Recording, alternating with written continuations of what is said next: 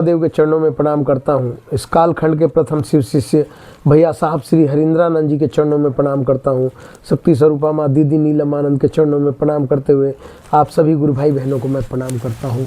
आज काफ़ी दिन बाद मैं इस वीडियो के माध्यम से आप सभी गुरु भाई बहनों को मैं कुछ संदेश देना चाहता हूँ, जो मेरे मन में विचार आया, और इसका श्रेय देता हूँ मेरे गुरु भाई हैं जो काफ़ी समय से, करीब विगत 20 वर्षों से शिव गुरु के शिष्य हैं और करीब 20 वर्षों से मेरे मित्र भी हैं। उनके मन में कुछ उथल पुथल हो रही थी और उन्होंने अपने मन की बात मुझसे कही, और इस विषय पे मैंने उनको एक छोटी सी कहानी सुनाई, और वही कहानी मैं आप सबको भी बताना चाहता हूँ। फिर बताऊँगा कि उनका सवाल क्या था और क्या उथल पुथल थी उनके मन में। पहले मैं कहानी से प्रारंभ करता हूँ, इसको बहुत ही ध्यान से सुनिएगा, और बहुत ही मार्मिक कहानी है और हर गुरु भाई बहन के लिए ये समझना जानना जरूरी है।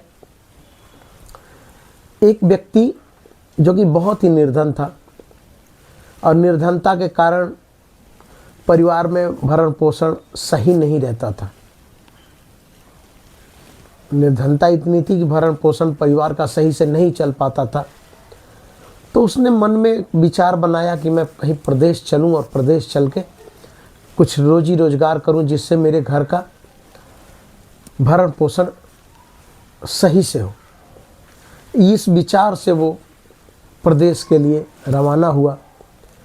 साथ चलते चलते जब सफ़र में वो चल रहा था तो उसे एक व्यक्ति और मिला, जो कि वो भी पहली बार सफ़र कर रहा था, और इसी उद्देश्य से वो भी सफ़र कर रहा था कि उसके भी घर परिवार की आर्थिक स्थिति ठीक नहीं थी। तो दोनों का वार्तालाप हुआ, दोनों आपस में बातचीत करने लगे। तो दोनों ने अपने अपने घर की बात बताई, और फिर दोनों ने यह निर्णय लिया कि हम दोनों साथ काम करेंगे और अपने अपने घर परिवार का भरण पोषण उस पैसे से हम करेंगे। दोनों चले गए। दोनों जाने के बाद कुछ दिन तक उन्होंने नौकरी करी। नौकरी करने के उपरांत जो भी पैसे आते थे वो अपने घर बेचते थे। घर परिवार की स्थिति ठीक हो गई, कहने का मतलब। फिर दोनों का तालमेल इतना अच्छा बैठ गया कि फिर दोनों ने ये विचार किया कि हम एक बिजनेस करते हैं और बिजनेस से हम काफ़ी अच्छा पैसा कमा सकते हैं। फिर दोनों ने मिलके एक सुंदर सा बिजनेस तैयार किया, और बिजनेस में दोनों पार्टनरशिप होकर दोनों काम करने लगे। और दोनों के अंदर चूँकि लगन थी, दोनों ने गरीबी देखी हुई थी, दोनों ने अपने घर परिवार की बुरी स्थिति देखी हुई थी, तो दोनों के अंदर लगन थी और दोनों तन मन धन के साथ बिजनेस में काम करने लगे। और कुछ ही समय में बिजनेस में काफ़ी उनको जो है कि उपलब्धि हुई, काफ़ी उन्होंने धन अर्जन कर लिया।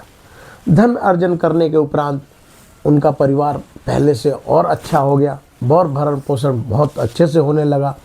धीरे धीरे यही प्रक्रिया चल रही थी। कुछ समय बीता, 2 4 5 साल बीता, तो एक व्यक्ति के मन में लालच आ गया।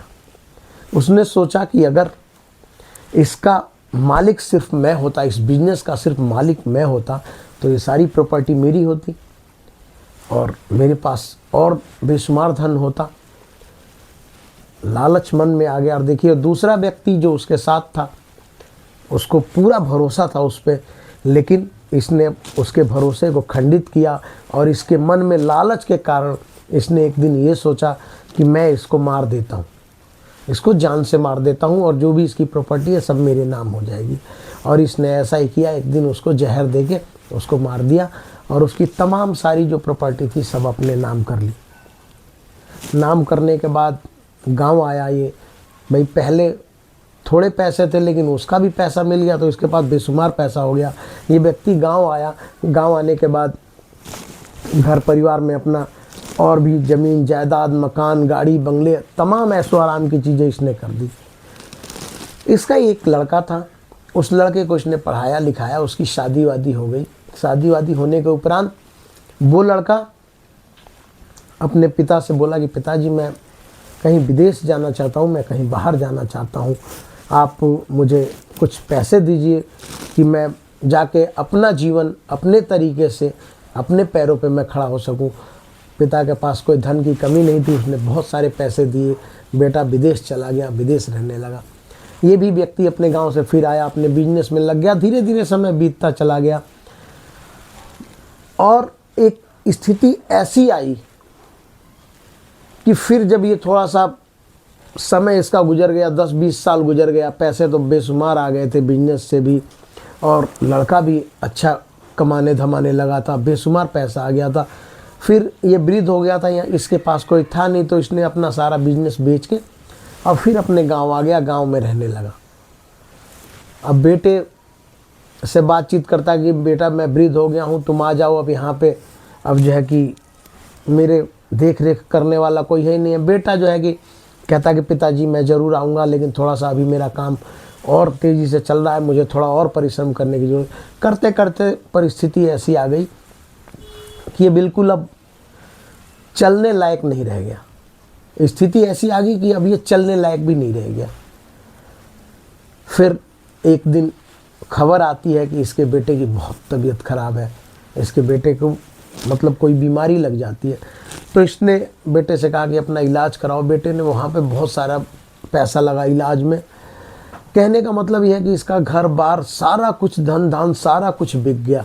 बेटे की बीमारी में इतना अथाह पैसा लगा कि सारे कुछ इसका बिक गया, सब कुछ। ये पहले की तरह गरीब, पहले से भी बदतर स्थिति हो गई। लास्ट में उस बच्चे को इसने कहा कि बेटा तुम अब मेरे पास ही आ जाओ। बेटा उसका वहाँ से फिर आ गया और आके और जो है कि इसी की गोद में पड़ा हुआ। डॉक्टर ने भी कह दिया था कि अब ये तुम्हारा बेटा बचेगा नहीं। और आखिरी समय में जब ये मरने की स्थिति आई, बाप से पहले जब बेटा मरने लगा, तो बेटे ने पिता की गोद में सर रख के कहा कि पिताजी मेरे द्वारा या आपके द्वारा, मेरे द्वारा या आपके द्वारा कोई ना कोई ऐसा कुकर्म तो ज़रूर हुआ है जिससे आज हमारी ये स्थिति है।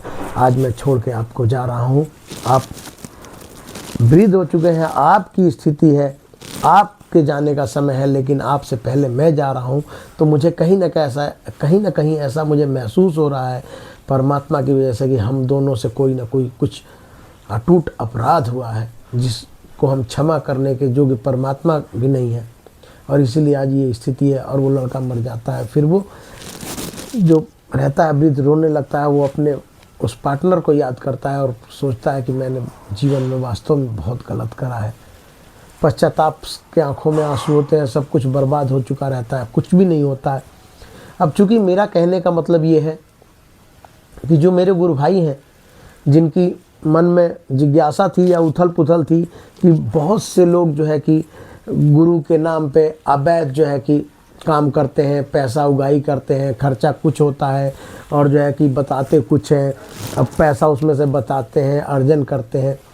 तो मैंने उनसे ये बात, ये कहानी उनको सुनाई थी और मैंने कहा था कि गुरु भाई हम शिव शिष्य हैं और करने वाला भी शिव शिष्य है, तो हमारा उत्तरदायित्व है उसको समझाना।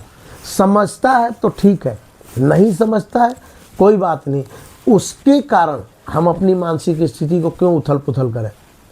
हमारी सोच, हमारी लगन अपने गुरु में होनी चाहिए। मेरा गुरु बैठा हुआ है, जगत का गुरु है, तो एक न एक दिन समय आएगा। मैं उनसे बार बार कहता हूँ कि कोई भी व्यक्ति हो, मैं ना हूँ चाहे कोई भी व्यक्ति हो, अगर कोई भी व्यक्ति इस स्थिति में है कि वो किसी के साथ गलत कर रहा है या लूटपाट की सुविधा बना ली है उसने शिव गुरु परिचर्चा से, तो स्थिति ऐसी एक न एक दिन महादेव जरूर कर देगा कि उसको बहुत पछताना पड़ेगा। और उस समय कोई आगे पीछे नहीं होगा। जितनी ईमानदारी के साथ हम लोग गुरु का काम करते हैं, उतना ही गुरु हमारे साथ मजबूती के साथ खड़ा रहता है। साहब श्री हरिंद्रानंद जी बार बार इस बात का कई वीडियो में मैंने सुना है संकेत देते हुए कि ईमानदारी से गुरु का काम करो, बेईमानी से नहीं। अपने आप को समझो कि तुम कौन हो। थोड़े से धन अर्जन के लिए तुम गलत रास्ते पे जा रहे हो तो तुम गुरु से बहुत दूर हो रहे हो। और मेरा इस वीडियो के कहने का मतलब यही है कि कोई भी गुरु भाई बहन से यदि अनजाने में गलती हो भी आती है तो वो अपना रास्ता बदले, सही रास्ते पे चले, साहब के द्वारा बताए गए संकल्प को समझे कि इस जीवन में धन ऐश्वर्य जब तक ही साफ है, जब तक आपके अंदर सच्चाई और पवित्रता है।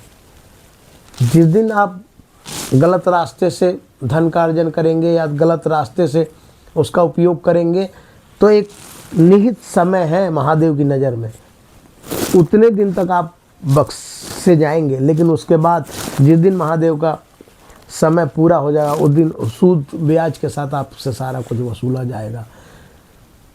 और गुरु भाई संतुष्ट हुए, बोले कि बिल्कुल सही बात कह रहे हैं। तो उसी तरह है कि हम किसी भी गुरु भाई बहन को समझा सकते हैं, किसी को भी हम प्रेशर नहीं दे सकते, दबाव नहीं दे सकते। उनको हम समझा सकते हैं गुरु भाई होने के नाते कि हम अगर गलत करते हैं तो इसका परिणाम गलत होना ही होना है, और अगर हम सत्य के रास्ते पे हैं तो परिस्थिति कैसी भी आ जाए, महादेव आपको झुकने नहीं देगा, महादेव आपको रुकने नहीं देगा। इन्हीं शब्दों के साथ पुनः आप सबको मैं प्रणाम।